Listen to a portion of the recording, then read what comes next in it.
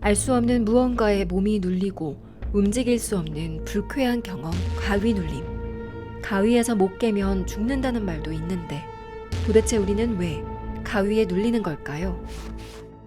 정신은 깨어있는데 몸은 안 움직이고 막 가슴은 답답하고 죽을 것 같은 경험 해보신 적 있으신가요? 생각만 해도 진짜 너무 무서운데 우리가 흔히 가위에 눌린다고 하죠.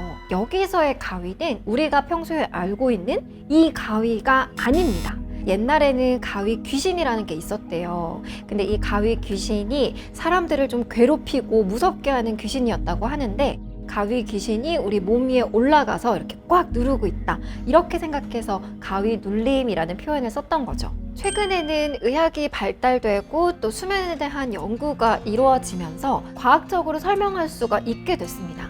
가위 눌림은 의학적인 용어로 수면 마비라고 하거든요. 사람들의 한 40% 이상은 살면서 한 번쯤은 꼭 가위 눌림을 경험해 본다고 하거든요. 아마 이 영상을 보시는 여러분들도 가위 눌림을 겪어보셨을 것 같은데 저도 많지는 않아요. 한 2번 정도 가위에 눌려봤는데 자고 있는데 가슴이 막 눌리는 느낌이 나고 막 답답하고 왜 구슬이 막 왔다 갔다 해요, 눈앞에서.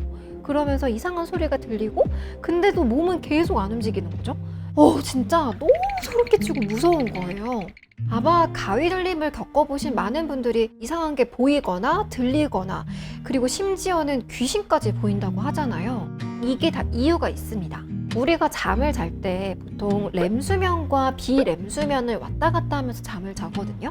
근데 여기서의 렘수면은 좀 비교적 얕은 잠을 말하는데 눈 근육 그리고 심장 근육을 제외한 모든 근육들은 좀 이완이 되면서 잠에 빠져든다고 합니다. 이때 가위 눌림이 좀 많이 발생하다 보니까 근육들은 자고 있는데 정신만 깨는 거죠. 그래서 몸을 못 움직이는 거예요. 가위에 눌리면 너무 겁을 먹죠?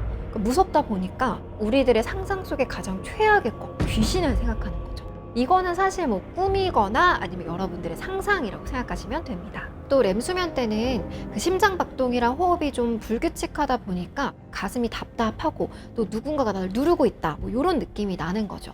그렇다면 이렇게 불쾌하고 또 무서운 수면 마비 어떻게 하면 좀 쉽게 깰 수 있을까요? 수면 마비에도 전조 증상이 있다고 해요. 귀에서 웅웅거리는 소리가 난다든지 가슴이 막 답답해진다든지 이때 여러분이 깨려고 노력을 하셔야 됩니다. 손끝하고 발끝을 최대한 이렇게 막 움직여 보려고 해보시고요. 이래도 안 깬다 싶으면 목소리를 한번 내려고 해보세요. 이런 식으로 우리 몸을 좀 깨워보려고 하면 수면 마비에서 조금은 빨리 깰 수 있다고 합니다. 아니면 다른 방법이 있는데 바로 마인드 컨트롤입니다. 그런 거 아시죠, 여러분? 무섭다고 생각이 들면 진짜 그때 공포감이 이렇게 확 밀려오면서 더 무서워지는 거. 저도 2번째 수면 마비에 걸렸을 때 이미 한 번 겪어봤으니까 알잖아요, 이게 뭔지. 그래서 이것도 수면 마비다. 이거 이제 또 금방 지나간다. 조금 센 척을 한 거죠. 그래서 아이고 별거 아니네 이렇게 생각하다 보니까 생각보다 좀 빨리 깼던 것 같습니다. 그래서 정리하자면 전조 증상이 있을 때 손과 발을 이렇게 움직여 보려고 해보시고요. 또 목소리 내려고 해보시고 가장 중요한 거 좀 심호흡하시면서 마음을 좀 진정시키려고 노력해 보시는 거 잊지 마세요.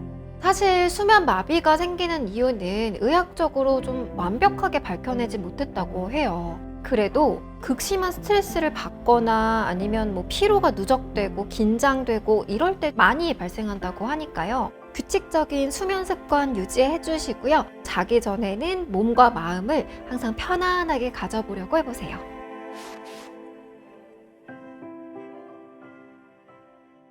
수면 마비는 우리가 어쩌다 한번 겪는 거니까 크게 걱정은 안 하셔도 되거든요. 만약에 수면 마비 증상이 3개월 이상 지속이 된다 하면 뇌전증이나 기면병 같은 다른 질환이 원인일 수 있다고 하니까 전문가를 찾아가서 치료도 받아보시고 또 상담도 받아보시길 추천드릴게요.